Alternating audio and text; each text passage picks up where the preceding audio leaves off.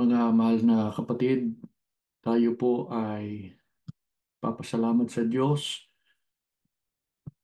dahil sa ibiniyaya niya sa atin ng pagkakataon para tayo ay muling tumanggap ng kanyang mga salita. Kung inyo pong natatandaan, sa aklat ng Apokalipsis, Kapitulo 22, ang talata po ay 6 ay nakasaad na ang mga salita ng Diyos ay tapat at tunay. Kaya nga po sa pagsisimula ng pangangaral ng kapatid na Felix Manalo ay nasaksihan ng marami kung paano nila binigyang diin ang kahalagahan ng mga salita ng Diyos. Nakita rin ng marami kung paano dinakila ng sugo ang lahat ng mga salita ng Diyos na nakasulat sa Biblia. Gayon din sa panahon po ng kapatid na Eranio Manalo na siyang tunay na kahalili ng sugo sa pangangasiwa sa iglesia sa lahat ng mga pagsamba na kanilang pinangangasiwaan ay dama ng mga kapatid kung paano nila pinahalagahan ang mga aral ng Diyos, kung paano nila sinampalatayanan ang kanyang mga pangako, at gayon din ang kanilang panawagan na gawin ng buong iglesia. Bakit po kaya? Gaano po ba kahalaga, mga kapatid, ang mga salita ng Diyos na nakasulat sa Biblia? Umpisahan natin ang pagbasa sa ikalawang Timoteo 3:16 hanggang 17 at babasahin din natin ang talatang 15. Ang lahat ng mga kasulatan na kinasihan ng Diyos ay mapapakinabangan din naman sa pagtuturo, sa pagsansala, sa pagsaway, sa ikatututo na nasa katwiran, upang ang tao ng Diyos maging sakdal, tinuruang lubos sa lahat ng mga gawang mabuti. At mula sa pagkabata ay iyong nalalaman ang mga banal na kasulatan na makapagpapadunong sa iyo sa ikaliligtas sa pamamagitan ng pananampalataya kay Kristo Jesus. Gaano po kahalaga ang mga salita ng Diyos na nakasulat sa Biblia? Ang sabi po ni Apostol Pablo, ang lahat ng kasulatan ay mapapakinabangan sa pagtuturo, sa pagsansala, sa pagsaway, sa ikatututo, sa katwiran, upang ang tao ng Diyos ay maging sakdal, tinuruang lubos sa lahat ng gawang mabuti. Ipinahayag din ni Apostol Pablo na ang Biblia, ang mga salita ng Diyos na nakasulat sa Biblia, ang siyang makapagpapadunong sa tao sa ikaliligtas. Maraming mga aklat nagtuturo ng mabubuting bagay, kagandahang asa. Pero mga kapatid, ito lamang ang makapagtuturo sa tao para siya ay maging sakdal, para siya ay maturuang lubos sa lahat ng gawang mabuti, at para siya ay maligtas. Mga kapatid, sa buong panahon natin, sa loob ng Iglesia ni Cristo, ang iniaral sa atin ay pawang mga salita ng Diyos na nakasulat sa Biblia. Ang mga pangako ng Diyos sa Iglesia, sa kanyang bayan, sa kanyang mga lingkod, ay dito rin nakabatay o nakasalig. Kaya dapat ay nagtitiwala tayong lubos sa mga kalooban ng Diyos, maging sa kanyang mga pangako. Bakit po makapagtitiwala tayo sa mga pangako ng Diyos sa atin at maging sa kabuuan ng kanyang bayan? Pakinggan natin ang Hebreo 6:18. Ganito po ang pahayag. At hindi nagbabago ni nagsisinungaling man ang Diyos. Bakit po makapagtitiwala tayong lubos sa mga pangako ng Diyos, sa mga lingkod niya, maging sa kabuuan ng kanyang bayan? Sapagkat ang sabi ng Biblia, ang Diyos ay hindi nagsisinungaling. Ano ang katunayan, mga kapatid, na ang Diyos ay hindi magsisinungaling? Basahin natin ang Josue 23, talatang 14. Nakamtan na ninyo ang lahat ng ipinangako sa inyo ng Panginoon. Tinupad niya ang lahat ng ito at walang nasira kahit isa. Ano po ang katunayan na hindi magsisinungaling ang Diyos? Kaya mapagtitiwala ang lubos ang kanyang mga pangako. Ang aking binasa sa inyo, yan ay pahayag ni Josue nang kausap niya ang bayang Israel. Matanda na siya noon.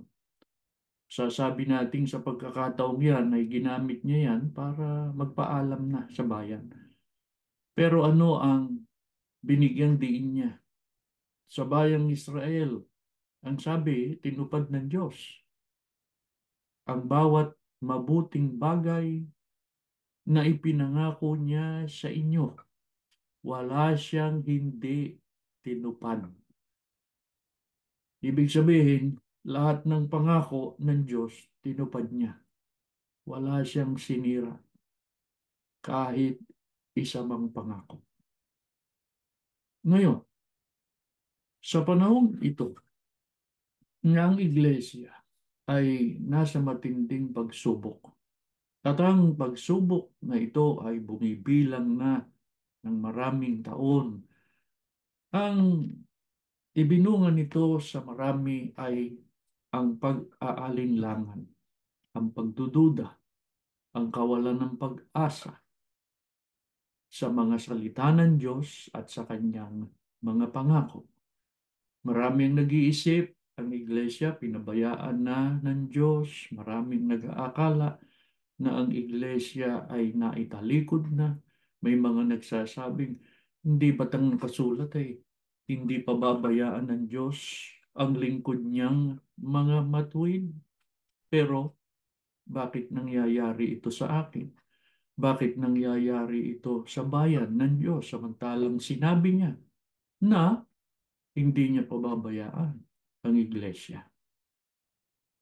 Mga kapatid, kung ang iba ay nadaig na ng pag-aalinlangan, huwag nawang mangyari sa sino man sa atin yan.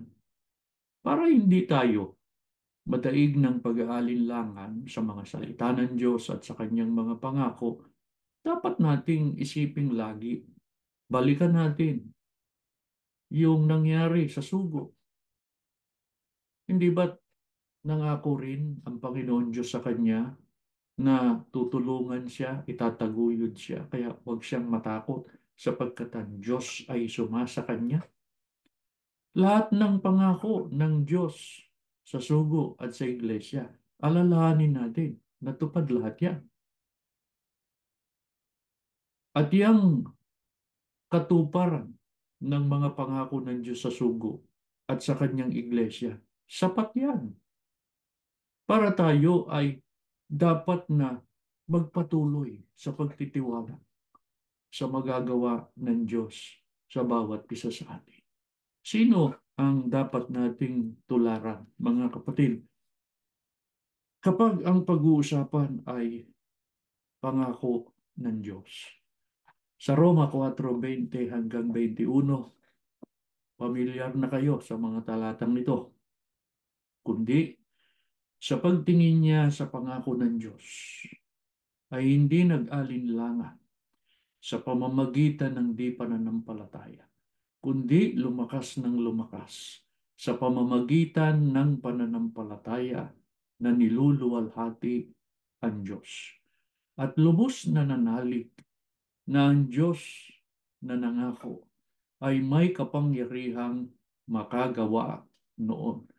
Sino po ang dapat nating tularan kapag ang pag-uusapan ay pananalig, pananampalataya, pagtitiwala sa pangako ng Diyos? Si Abraham. Alam ninyo kung ano ang ipinangako kay Abraham. Kakaroon siya ng anak. Pero, nang pangakuan siya, matanda na siya, pati yung kanyang yung kabiyak niya matanda na at baog pa. Sa paningin ng tao ay hindi na matutupad yung ipinangako ng Diyos. Sa pag-asa ng tao, walang katuparan yung ipinangako ng Diyos kay Abraham. Pero gaya nga po ng napag-aralan natin sa mga nakaraan at naituro na sa ating noon pa, si Abraham ay nanalig. Kaya nga pag-asa laban sa pag-asa. Ang tawag sa kanyang pananalig eh. Ang tawag sa kanyang pananampalataya. Ngayon, balik tayo sa panahon natin ngayon. Kung ang iba ay hindi na umaasa na ang Diyos ay kikilos para sa iglesia at sa kanyang mga lingkod, eh tayo ang pag-asa natin. Kikilos ang Diyos. Ang pag-asa natin, ang pangako niya na hindi niya pababayaan ang mga lingkod niya, ang kanyang bayan sa mga huling araw na ito, para sa atin matutupad yun. Mga kapatid, paano natin mapatutunayan na ang ating pananalig sa mga salita ng Diyos, sa kanyang mga pangako ay hindi nagbabago? Kung paano ang pananalig natin noon ay buong buo, hanggang ngayon dapat buong buo din. Anong katunayan niyan? Basahin natin ang awit sa 1:1-4, tuloy ng 6. Ganito po ang inyong maririnig. Mapalad ang tao na hindi lumalakad sa payo ng masama, ni tumatayo man sa daan ng mga makasalanan, ni nauupo man sa upuan ng mga manglilibak, kundi ang kanyang kasayahan ay nasa kautusan ng Panginoon. At sa kautusan niya nagbubulay-bulay siya araw at gabi, at siya'y magiging parang punong kahoy na itinanim sa siping ng mga agos ng tubig, na nagbubunga sa kanyang kapanahunan. Ang kanyang dahon na may hindi malalanta, at anumang kanyang gawin ay giginhawa. Ang masama, hindi gayon, kundi parang ipa na tinataboy ng hangin, sapagkat nalalaman ng Panginoon ang lakad ng mga matuwid, ngunit ang lakad ng masama ay mapapahamak. Ano po ang katunayan na ang ating pananalig sa mga salita ng Diyos, kanyang mga pangako, ay hindi nagmamaliw, hindi nagbabago? Buo pa rin ang ating pananampalataya hanggang ngayon. Ang katunayan niyan, ang sabi sa mga talatang ating binasa, ang kasayahan natin ay dapat nasa pagsunod sa kanyang mga kalooban. Hindi tayo tumatalon sa lakad o sa daan ng mga masama. Hindi tayo namumuhay ng masama, kundi namumuhay tayo patuloy ayon sa mga aral ng Diyos na naituro na sa atin. Kaya bilang mga tunay na lingkod ng Diyos, kung ano yung aral na ating tinanggap, panaligan natin iyon. Huwag tayong tutulad sa masama. Huwag nating gagayahin ng masama. Alam naman natin na yung masama ay nabubuhay sa paglaban. Mapapahamak ang mga yun. Kaya, itong nakikita natin na patuloy na nagpapakasama sa paraang ang aral ay hindi sinusunod. Ang aral ay pinipilipit. Ang aral ay binibigyan ng ibang aplikasyon, maling aplikasyon. Pagka hindi sila nagbago, mapapahamak yan. Pero tayo, ano man sanang mangyari, ano man ang pagsubok na ating pagdaanan, tuloy sa pagsunod.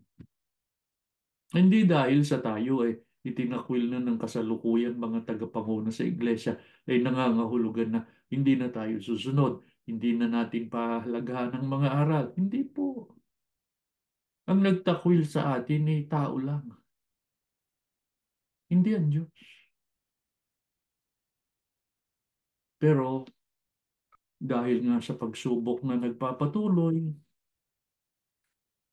yung iba nakapagsasalita na nalulungkot sila, lalo pa nga't naalaala nila yung paglilingkod nila, yung pagtupad nila nung nakaraan, di ba? Nung maayos pa ang iglesia, nung wala pang pagsubok. Pero mga kapatid, gaya nga po ng ating narinig, mamalagi tayo na sumusunod. Ang kasiyahan natin ay nasa pagtupad pa rin ng mga kalooban ng ating Panginoon Diyos. Huwag tayong gagaya doon sa nawala ang pag-asa, sumunod na sa bagong doktrina, nagtaguyod na ng bagong pananampalataya, ng maling pananampalataya. Alamin natin sa Biblia, paano po ba nagiging bago ang isang doktrina? Kaya, hindi na ito tamang doktrina. Kaya, dapat itakwil. Huwag tanggapin. Huwag itaguyod. Galacia 1:6-8. Ako'y namamangha na kay dali ninyong nagsilipat sa ibang ebanghelyo buhat sa tumawag sa inyo sa biyaya ni Kristo. Na ito ay hindi ibang ebanghelyo, kundi merong ilan na sa inyo'y nagsisiligalig at mga iibig na pasamain ang ebanghelyo ni Kristo. Datapwat kahimat kami o isang anghel na mula sa langit ang mangaral sa inyo ng anumang ebanghelyo na iba sa aming ipinangaral sa inyo ay matakwil. Kailan po nagiging bago at naiiba ang tunay na doktrina? Kaya hindi na ito tamang doktrina. Kaya dapat itong itakwil kapag yung tunay na aral ay binibigyan na ng maling pakahulugan, binibigyan na ng maling aplikasyon. Hindi na dalisay yun na aral ng Diyos. Halimbawa, yun lang nasa Zacarias eh. Ang sabi doon yung ikatlong bahagi, pararaanin sa apoy, susubukin, dadalisayin. Pag tumawag, pakikinggan. Sapagkat ang sabi ng Diyos, Diyos nila ako eh. At sila bayan ko. Bakit mo sasabihin ngayon na natupad na yung ulang yon? Bakit mo sasabihin na ang iglesia pinabayaan na ng Diyos? Na ang iglesia hindi na sa Diyos? Buti sana kung ang nakasulat doon sa Zacarias ay pararaanin ko ang ikatlong bahagi sa apoy para pabayaan at matalikod na sa akin. Tatawag sila, hindi na ako ang Diyos nila at hindi na ako o hindi ko na sila bayan. Buti kung ganun ang nakasulat eh. Hindi naman ganun eh. Susubukin, dadalisayin, pagka nasa pagsubok, tatawag, sasagutin. Bakit sasagutin? Bayan ko sila eh, ang sabi ng Diyos. Ako ang Diyos nila eh. Kaya mga kapatid, doon tayo sa nakasulat. Doon tayo sa tunay na aral. Hindi ho nababago yung doktrina. Hindi dahil sa dumaan ng iglesia sa pagsubok ay nabago na ang lahat. Hindi. Yung iba, nagbago. Yung iba, nagbago. Pero tayo, hindi magmamaliw ang pananalig natin sa mga aral ng Diyos. Ano po ang pagtutulad doon sa lingkod ng Diyos na ang kasiyahan ay nasa pagsunod? Para yung punong kahoy na nakatanim sa tabi ng batis. Ang kanyang dahon hindi malalanta, nagbubunga sa kapanahunan, at anumang gawin niya ay nagtatagumpay. Hindi ba't dumaraan din yan sa mga pagsubok? Kagaya nga ngayon, ang tindi ng pagsubok sa iglesia. At yung mga sumisira sa iglesia ay nakikita nating hindi na yata titigil. Nag-enjoy pa eh. At para bagang ang mga taong ito, hindi parang, talagang hindi na naniniwala na may paghuhukom, hindi na naniniwalang may Diyos, sapagkat tuloy-tuloy pa eh sa paggawa ng masama. Paano yung mga tunay na lingkod ng Diyos? Dumaraan ngayon sa pagsubok. Ito ba ay hindi na sa ikabubuti? Roma 8:28. At nalalaman natin na ang lahat ng mga bagay ay nagkakalakip na gumagawa sa ikabubuti ng mga nagsisiibig sa Diyos. Sa makatwid bagay niyaong mga tinawag alinsunod sa kanyang nasa. Ito bang nangyayari sa atin? Ito bang nangyayari sa iglesia? Hindi na ba ito sa ikabubuti?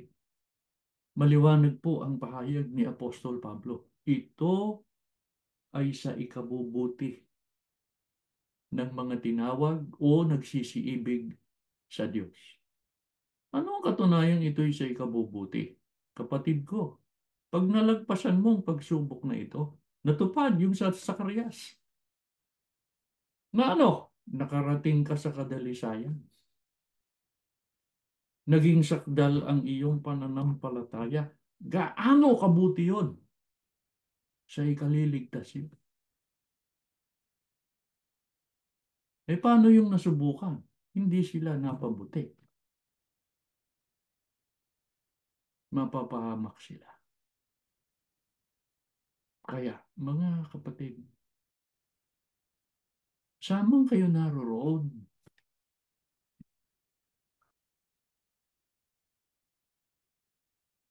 Ano man sana ang pagsubok na inyong pagdaanan,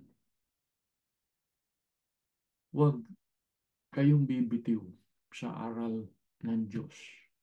Opo, iba't iba ang pagsubok na pinagdaraanan natin. Pangunahin itong nangyari sa atin, itong nangyari sa iglesia.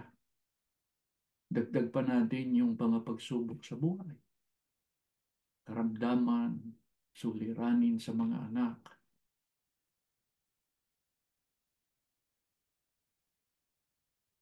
kahirapan ng mundo, kasamaan sa mundo,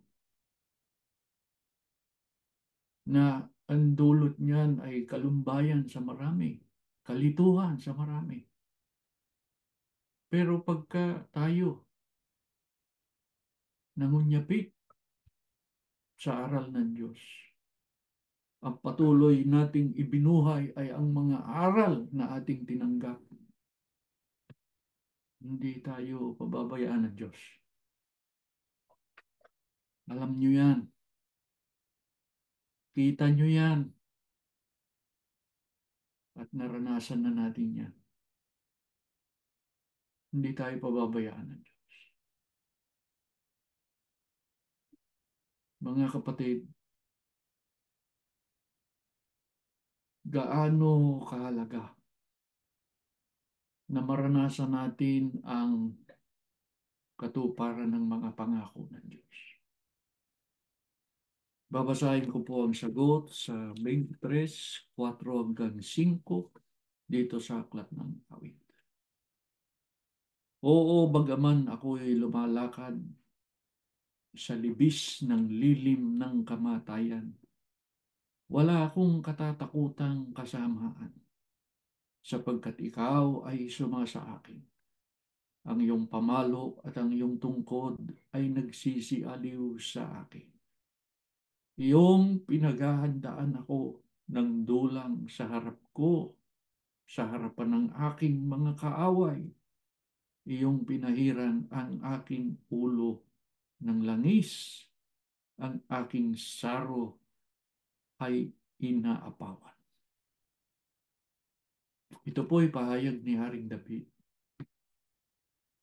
Ang sabi niya, bagaman ako'y lumalakad sa libis ng lilim ng kamatayan, wala akong katatakutang kasamaan sapagkat ikaw ay sumasaki. Mga mahal na kapatid, puno tayo ng karanasan kung paano tayo ipinagmalasakit ng Diyos. Nakita natin kung paano niya tayo iniligtas nung tayo ay nasa bingit ng kapahamakan.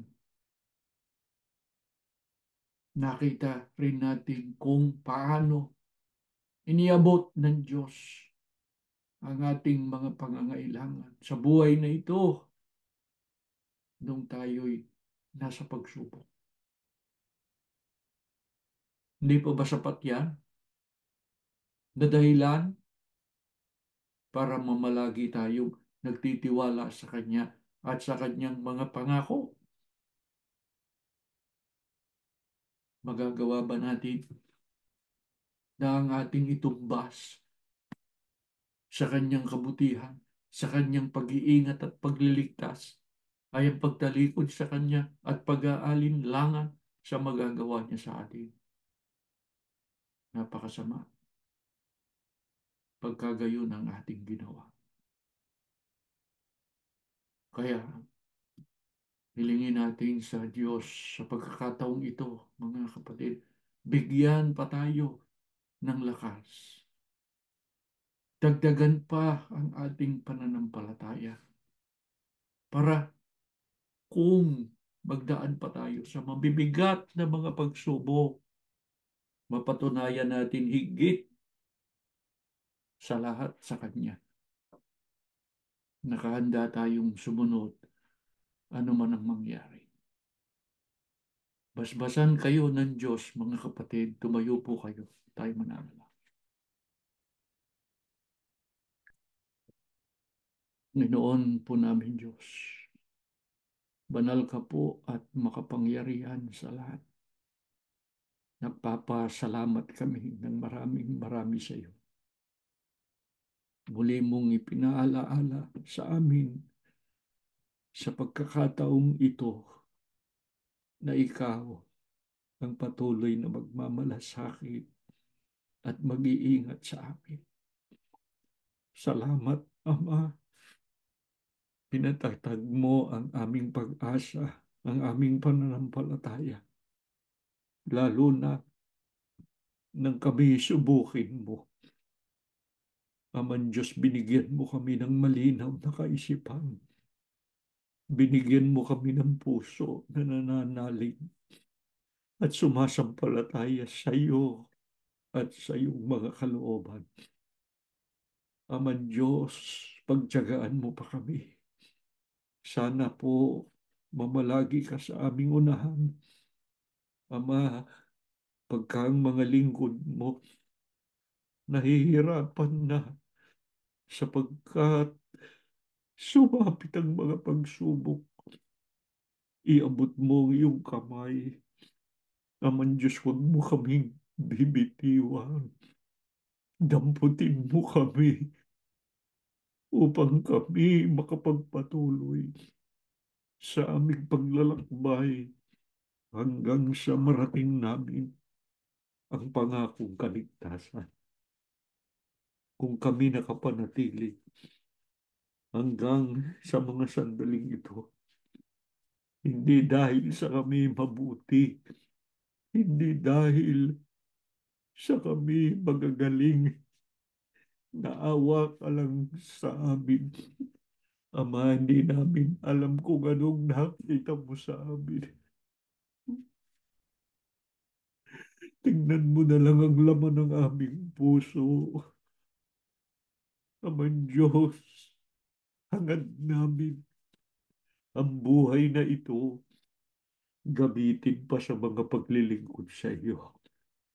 Abutin mo lahat ng sumasamba, ano man ang pagsubok na kanilang dinaranas, maramdaman nila, hindi mo sila iiwan. Nasa tabi ka nila, Ama. Ikaw ang kanilang muog. Ikaw ang magmamalasakit sa kanila. Aman Diyos, kitang-kita namin, karanasan na namin, Ama, na kung saan halos wala nang tumulong sa amin at halos wala na kaming magawa. Doon ka nahahayag sa buhay namin.